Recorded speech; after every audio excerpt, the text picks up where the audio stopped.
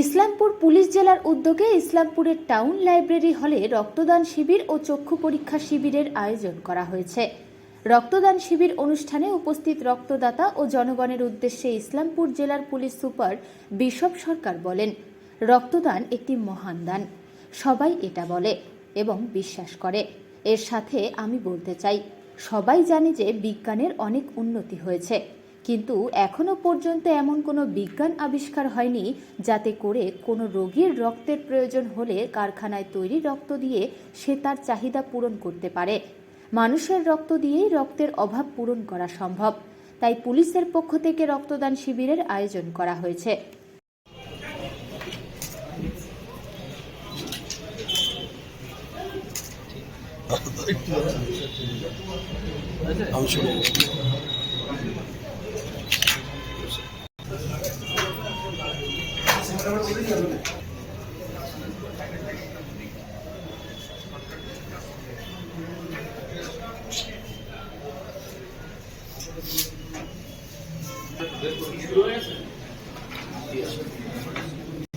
রক্তদান শিবির যেটা আছে, এটা উৎসর্গ নাম আছে আমাদের প্রজেক্টে। এটা ওয়েস্ট বেঙ্গল পুলিশের একটা ধারাবাহিক রক্তদান কর্মসূচি আছে।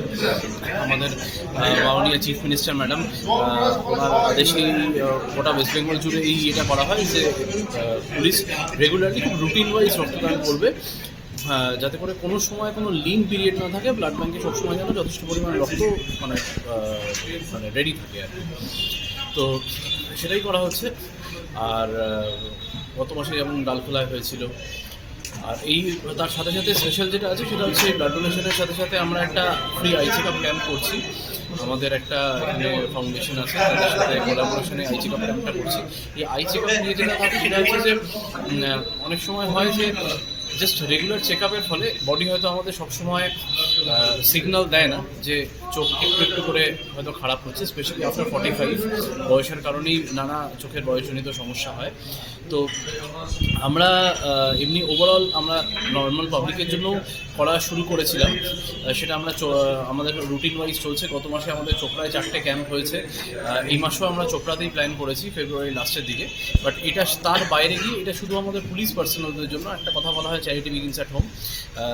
আমাদের যেমন লোকাল পাবলিকের যেমন মানে খেয়াল রাখতে হবে, তেমন আমাদের নিজেদের লোক যারা আছে তাদের যাতে চোখে কোনোরকম কোনো সমস্যা না হয়, তারা যেন ভালোভাবে ডিউটি করতে পারেন, তার জন্য এখানে একটা হেলথ চেকআপ ক্যাম্পের ব্যবস্থা করা হয়েছে। আমাদের টার্গেট আছে 50, আমাদের টার্গেট আছে 50+।